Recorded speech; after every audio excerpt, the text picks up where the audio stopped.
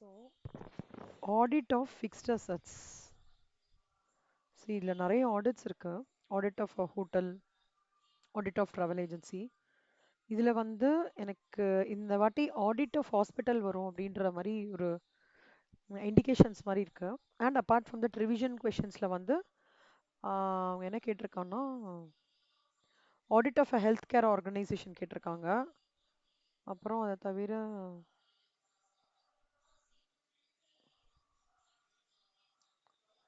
Model paper இது வந்து set one, இதுவும் செட் ஒன்.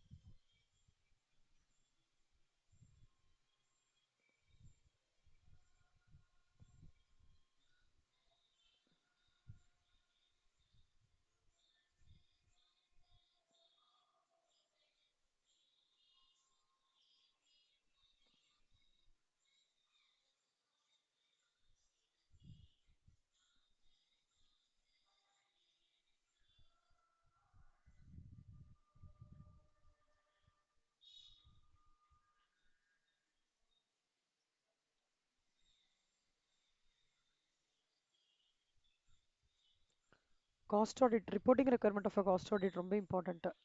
சரியா? Remuneration of a cost auditor, audit of expenditure. Cooperative society கேட்டிருக்காங்க. Cooperative society முன்னாடி என்ன பார்த்தோம் நம்ம? Health care organisation, audit of a hospital.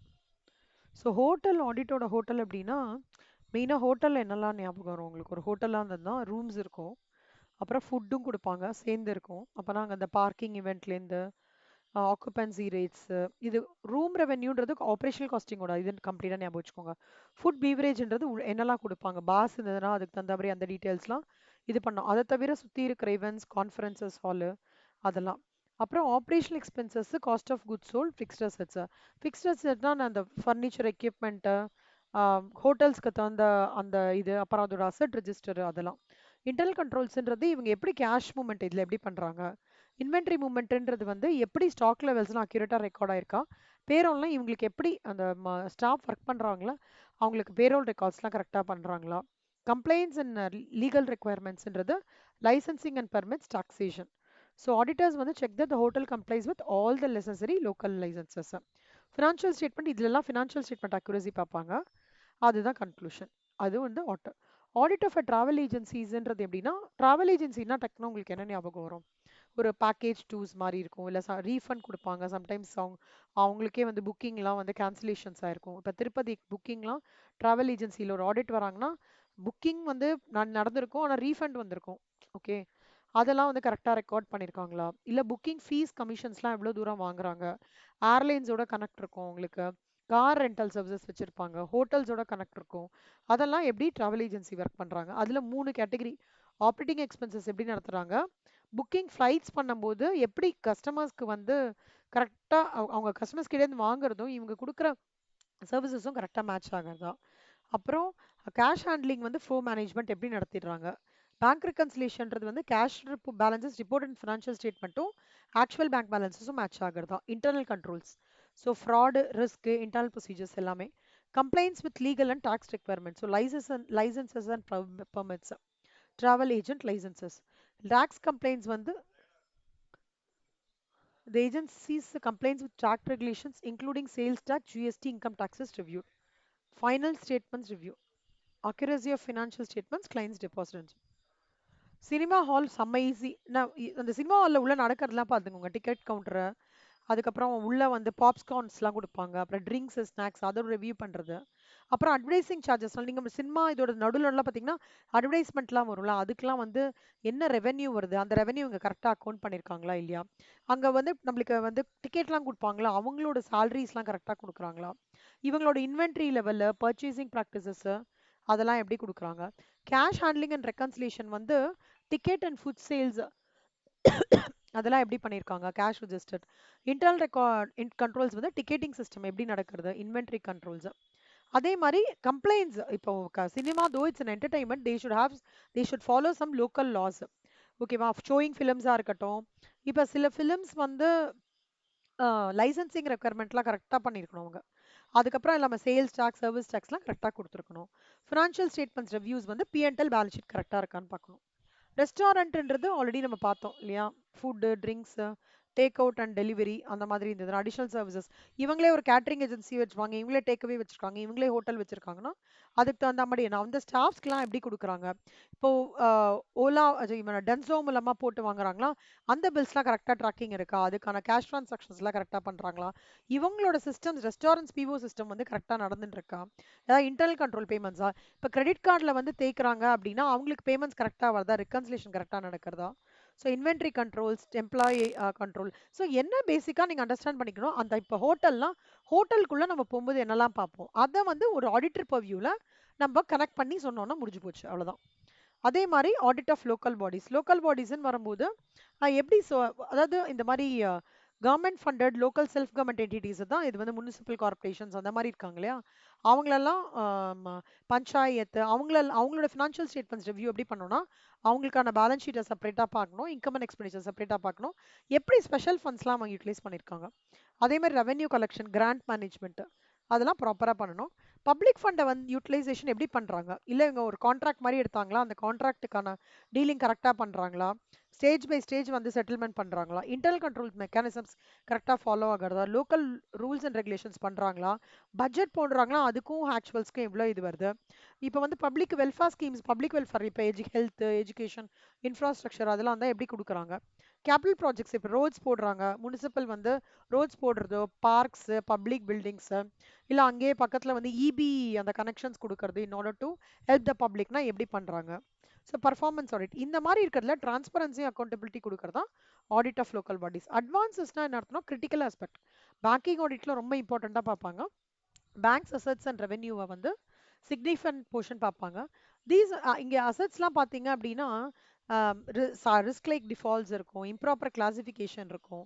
அப்புறம் பிரைமரி லோன்னா இந்த advances are granted bank policy base பண்ணி தான் பண்ணியிருக்காங்களா, அதுக்கான ப்ராப்பர் கிளாசிஃபிகேஷனாக இருந்திருக்கா, லோன் அக்ரிமெண்ட்ஸ் கரெக்டாக இருக்கா, அப்ரூவல் ப்ராசஸ் கரெக்டாக இருக்கா.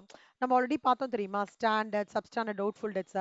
அதில் சிலது 40%, சிலது 0.4%, சிலதுக்கு 100%. ப்ரொவிஷன் ஃபார் டவுட்ஃபுல் டெட்ஸ் வந்து கிரேட்டர் தேன் வந்து 3 இயர்ஸ்க்கு வந்து 100%லாம் கொடுப்போமா, அந்த இதெல்லாம் கரெக்டாக பண்ணியிருக்காங்களா, என்பிஎஸ்லாம் கரெக்டாக நடந்துட்டுருக்கா, ரெக்கவரி பேமெண்ட் பண்ணுற போது கரெக்டாக நடந்துட்டுருக்கா, இல்லை இப்போ லோன் கொடுத்துட்டு யாராவது திருப்பி கொடுக்காம இருக்காங்களா, அந்த மாதிரி விஷயம். அப்புறம் செக்யூரிட்டி கொலாட்ரல் வெரிஃபிகேஷன்ஸ் பண்ணுறது, எதெல்லாம் கொலாட்ரல் மூலமாக கொடுத்துருக்காங்க. இம்பேர்மெண்ட் அசட்ஸ் எப்போவுமே இம்பேர்மெண்ட் ஆன் லோசஸ் வந்து பேங்க்ஸ் வந்து ஆடிட்டர் வந்து அதோட மெத்தடாலஜியை வந்து அண்டர்ஸ்டாண்ட் படிக்கணும். So that this evolves examining the bank's internal risk assessment. Related party transactionsனா இங்க யாராவது granted வந்து related parties இருக்காங்களா, they have significant influence or significant interest on that. அப்புறம் internal controls எல்லாமே, அப்புறம் RBI guidelines இதெல்லாம். பேலன்ஸ் வித் அதர் பேங்க்ஸும் அதே மாதிரி தான். எம்சிஎஸ்ன்னா audit of money at call and short notice. இது என்ன தெரியுமா, பேங்க் வந்து ஒரு கேன் கால் அப்பான் ஒரு லெண்ட் அ ஷார்ட் நோட்டீஸ், ஒரு ஷார்ட் பீரியட் ஆஃப் டைமுக்கு வந்து அவங்க லோன்ஸ் கொடுக்கலாம். ஆனால் இந்த லோன்ஸ்லாம் என்னது ஹைலி லிக்விட். ஸோ அந்த மாதிரி இருக்கும்போது ஒர்க்கிங் கேபிட்டல் மேனேஜ்மெண்ட் வந்து கண்டிப்பாக இதுக்கான இம்பாக்ட் இருக்கும். அதை மெயினாக வந்து இவங்க பார்க்கணும். அதான் இங்கே கிளியராக கொடுத்துருவாங்க. கரண்ட் அசட்ஸ் பார்க்கறது, கரண்ட் லேபிலிட்டி பார்க்கறது, லிக்விடிட்டி அசட்ஸ் பார்க்கறது, கரண்ட் அசட் ஐடியல் ரேஷியோட மேட்ச் ஆகுறதான்னு பார்க்கணும், லிக்விடிட்டி ரேஷியோட மேட்ச் ஆகிறதா இருப்பாங்க. ஷார்ட் டேர்ம் நேச்சர்னா எப்போ வந்து அசட்டை வந்து கிரியேட் ஆயிருக்கு, அப்புறம் ரெகுலேட்டரி கன்ஃபரன்ஸ் ஆர்பிஐயோட பண்ணுறாங்களா, மேட்சிங் பிரின்சிபலோட மேட்ச் ஆகுதா, லிக்விடிட்டி ரிஸ்க் எவ்வளோ தூரம் அசஸ் பண்ணுறாங்க, statutory liquidity ratio, cash reserve ratio எப்படி கால்குலேட் பண்ணிக்கலாம், கரெக்டாக மெயின்டைன் பண்ணுறாங்களா ரிசர்வ்ஸ், அதெல்லாம் ஃபினான்ஷியல் நான் சொன்னேன் இல்லையா, liquidity ratios, current ratio, leverage ratios இதெல்லாம் செக் பண்ணுறது எம்சிஎஸ்என். ஃபிக்ஸ்ட் அசட்ஸ்னா ஒன்றுமே இல்லை, ஃபிசிக்கல் வெரிஃபிகேஷன் போய் பார்க்கணும் இவங்க சொல்கிற அசட்ஸ்லாம் இருக்கா, அதே மாதிரி title deeds, registration papers, lease agreements இதெல்லாம் இருக்கா. அப்புறம் வந்து அசட் ரெஜிஸ்டர் கரெக்டாக பைஃபர்கேஷன் பண்ணிக்கலாம், ஃபிக்ஸ்ட் அசட்க்கு கரெக்டாக இருக்கணும், இன்டான்ஜிபிள் அசட்க்கு கரெக்டாக இருக்கணும், கரண்ட் அசட்க்கு கரெக்டாக இருக்கணும்.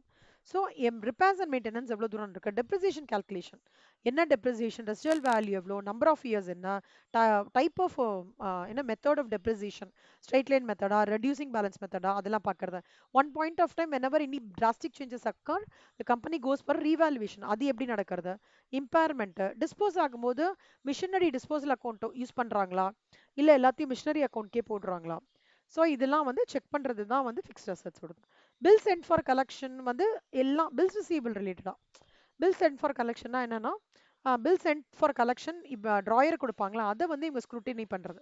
ஸோ டொமஸ்டிக் பில்ஸ் என்ன, ஃபாரின் பில்ஸ் என்ன, என்னெல்லாம் வந்து இவங்க செக் பண்றாங்க பில் சென்ட் ஃபார் கலெக்ஷன்ல. பில் டீடைல்ஸ், எப்போ பில் வாங்கியிருக்காங்க, ட்ராய் எப்போ சைன் போட்டிருக்காங்க, மெச்சூரிட்டி அமௌண்ட் என்ன, கஸ்டமரோட ட்ரஸ்ட்வர்த்தி என்ன, ஸ்டேட்டஸ் ஆஃப் கலெக்ஷன் வந்துருச்சா இல்லையா, பேங்க் சார்ஜஸ், இவங்க என்ன பண்ண ஒருவேளை டிஸ்கவுண்டிங் வித் ஆஃப் பில்ஸ் இருந்தால் அதுக்கு என்ன நடக்குது. ஸோ அதே மாதிரி தேர்ட் பார்ட்டி யாராவது இருக்காங்களா அந்த பில்ஸ் கலெக்ட் பண்ணுறதுக்கு, அதுக்கான ட்ரீட்மெண்ட் கரெக்டாக கொடுத்துருக்கோமா, பேமெண்ட் அண்ட் கலெக்ஷன் ஸ்டேட்டஸ் கரெக்டாக இருக்கா, டவுட்ஃபுல் பில்ஸ் ஏதாவது சுத்த டவுட்டாக இருக்குது ஏன்னா இது கலெக்டே ஆகாது, ட்ராய் பே பண்ண மாட்டானா அதுக்கு என்ன பண்ணியிருக்காங்க, இல்லை இவங்களே வந்து என்டோஸ்மெண்ட் ஏதாவது ட்ராயர் கொடுத்து இவங்க அதுக்கு வந்து த்ரூ பண்ணியிருக்காங்களா இல்லையா, அந்த மாதிரி அதில் இருக்கிற டிஸ்க்ளோஷர்ஸ் எல்லாம் பண்ணுறது பில் செல்ஃப் ஃபார் கரெக்டாக. கண்டின்ஜென்ட் லைபிலிட்டிஸ்கோட எக்ஸாம்பிள்ஸ்லாம் என்னெல்லாம்னா இதெல்லாம் தான். guarantees issued, pending legal claims, litigations, letters of credit, இதெல்லாம் வந்து loan comes, these are the examples of contingent liability. இதெல்லாம் என்ன பண்ணணும் நம்ம ஒரு கிளியரா நோட்ல கிளீனா கொடுக்கணும், இதுதான் ரொம்ப இம்பார்ட்டன்ட். ரிஸ்க் அசஸ்மெண்ட் பண்ணோம் as usual, probability of the contingent liability, எவ்வளோ தூரம் இந்த litigation த்ரூ ஆகும், எவ்வளோ தூரம் ஆகாது, அந்த probability we should be able to assess it. அப்புறம் provision versus contingent liability.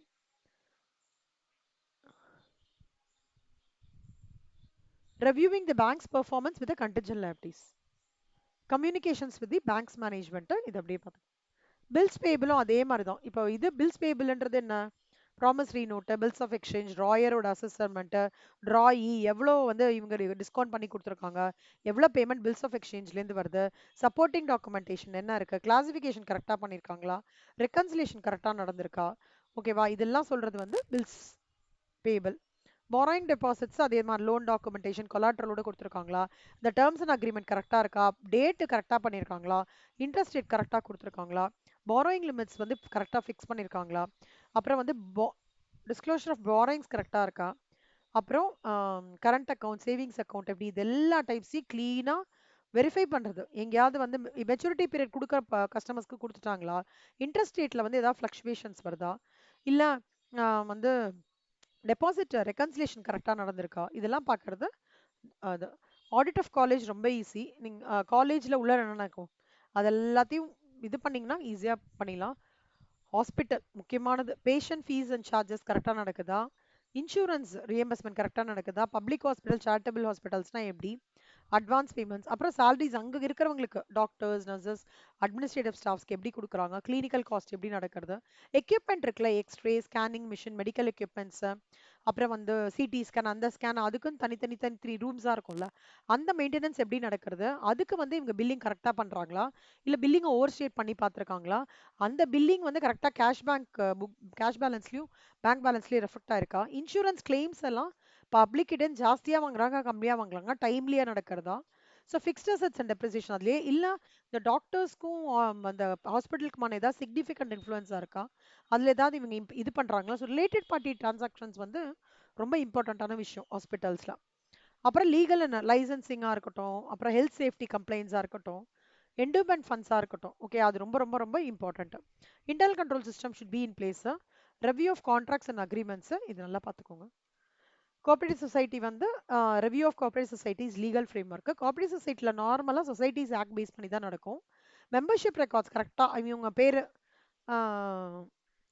பேர் என்ன, இந்த பர்சனோட பேர், அவங்களோட ஷேர் கேபிட்டலு, அவங்களோட டீட்டெயில்ஸ், அவங்களோட அட்ரஸ் எல்லாமே இல்லை ஆடிட் கம்ப்ளைண்ட்ஸ் மூலம் நடக்கிறதா, பேலன்ஸ் ஷீட்டு, இன்கம் எக்ஸ்பெண்டிச்சர், அதோட இன்கம் ரெக்கக்னிஷன் என்ன டிவிடன்ஸ் வருது, இன்ட்ரெஸ்ட் ஆன் லோன்ஸ் என்ன, ஒவ்வொரு பர்சனோட ஷேர் கேபிட்டல், அப்புறம் அதுக்கான interest on share capital, loans எவ்வளோ கொடுத்துருக்கோம், ரெவென்யூ எப்படிலாம் வருது நம்மளுக்கு from activities, agriculture, housing, credit cooperatives எப்படி வருது, இன்வெஸ்ட்மெண்ட்ஸோட இன்கம் எப்படி வருது, இதெல்லாம் வந்து கம்ப்ளீட்டாக பார்க்கறது வந்து கோஆப்ரேட்டிவ் சொசைட்டி.